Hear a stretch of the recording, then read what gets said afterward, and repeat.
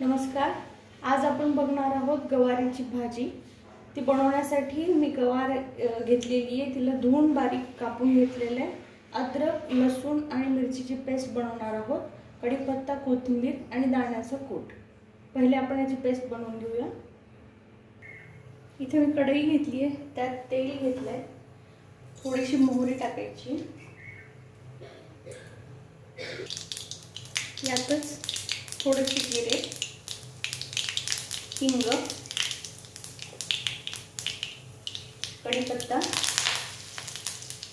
आणि ही जी पेस्ट बनवून घेतलेली आहे अद्रक, लसूण आणि एका मिरचीची, ती यात टाकणार आहोत।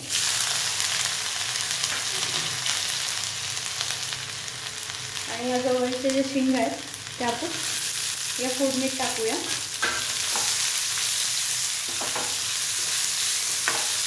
आपल्याला गॅस स्टीमवर ठेवायचा आहे।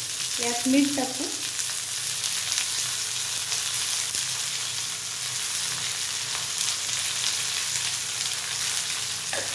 त्यातच आता थोडीशी हळद,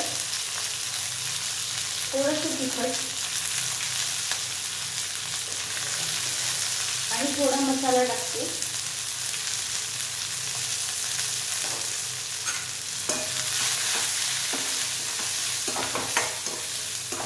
व्यवस्थित भाजून घ्यायचं। थोडी कोथिंबीर,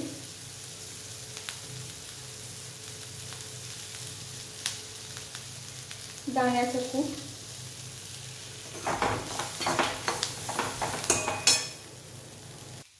आता हे झाकून ठेवूया। आणि या वरच्या प्लेटमध्ये मी पाणी ठेवते आणि 2 मिनिट आपण ह्याला असंच वाफेवर शिजू देणार आहोत। आता हे जे पाणी आहे तेच आपण या भाजीमध्ये टाकणार आहोत शिजण्यासाठी।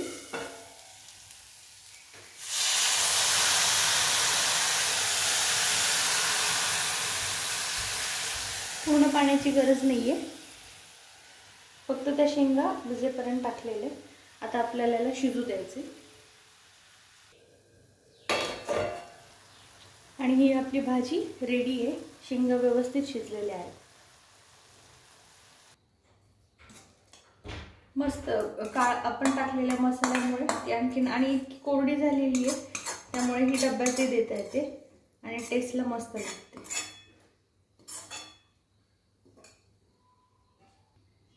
नक्की ट्राय करून बघा। धन्यवाद।